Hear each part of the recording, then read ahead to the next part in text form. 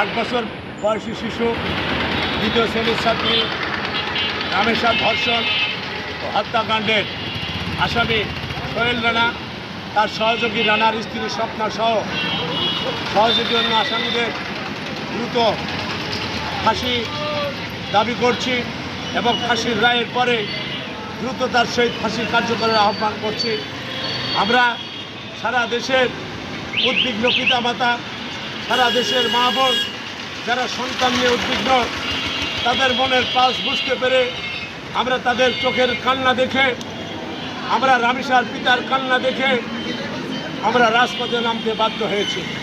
মাননীয় প্রধানমন্ত্রী, মাননীয় স্বরাষ্ট্রমন্ত্রী কথা দিয়েছেন দ্রুততার সহিত এই বিচার কার্য সম্পন্ন করা হবে।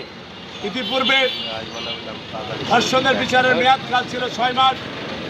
গত তত্ত্বাবধায়ক সরকার এবং বর্তমান সরকার এসে সেটা 90 দিনের মধ্যে কার্যকর করার ব্যবস্থা নিয়েছেন।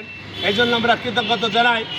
বর্তমান স্বরাষ্ট্রমন্ত্রী উনি অনেক তৎপর ব্যক্তি, আইন শৃঙ্খলার অনেক উন্নতি হয়েছে, এটা সাধারণ জনগণ স্বীকার করে। তবে শিশু ধর্ষণ বেড়ে গিয়েছে, অন্যান্য আইন শৃঙ্খলার উন্নতি হয়েছে, মাদক চাঁদাবাজ তারা অনেকটা নিয়ন্ত্রণে এসছে।